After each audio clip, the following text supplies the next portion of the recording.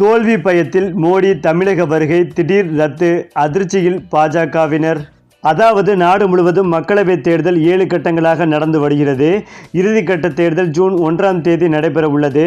தேர்தல் முடிவுகள் ஜூன் 4ஆம் தேதி வெளியாக உள்ளது. அந்த வகையில் பிரதமர் மோடி வரும் 30ஆம் தேதி கன்னியாகுமரி வருகிறார்.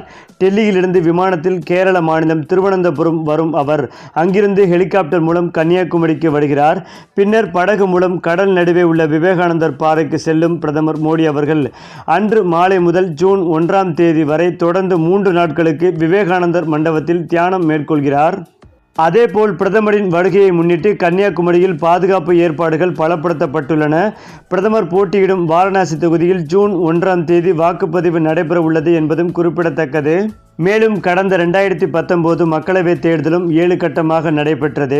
கடைசி கட்ட வாக்குப்பதிவு மே 19ஆம் தேதி நடைபெற்றது.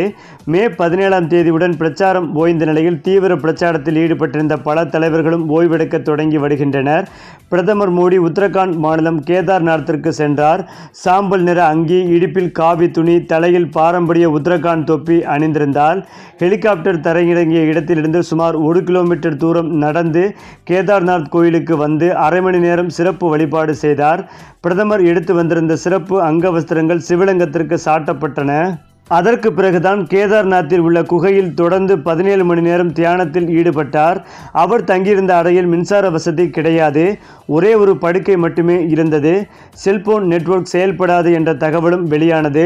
இந்த நிலையில்தான் தற்போது மக்களவைத் தேர்தல் இறுதி கட்டத்தை நெருங்கி வரும் நிலையில் தியானம் செய்வதற்காக பிரதமர் மோடி அவர்கள் கன்னியாகுமரி வருகிறார் என்பதும் குறிப்பிடத்தக்கது. அது மட்டுமில்லாமல் மோடி தமிழக வருகையை ஒட்டி பாஜகவினர் பலத்த ஏற்பாடுகள் செய்து கொண்டிருக்கும் இந்த சூழ்நிலையில் தற்போது வாக்கு எண்ணிக்கை நெருங்கிக் கொண்டிருக்கிறது. அதேபோல் தமிழகத்தில் பாஜகவின் தோல்வி வாக்கு எண்ணிக்கைக்கு முன்பாகவே உறுதி செய்யப்பட்டுள்ளதால் இந்த தோல்வி பயத்தில் இருந்த பிரதமர் மோடி அவர்கள் தன்னுடைய தமிழக வருகை பயணத்தை ரத்து செய்ய முடிவெடுத்துள்ளதாக தற்போது தகவல்கள் சொல்லப்பட்டு வருகிறது. இது குறித்த அதிகாரப்பூர்வ தகவல்கள் இன்று மாலை அல்லது நாளை காலை வெளியாகும் என்று தற்போது தகவல்கள் பரவி வருகிறது.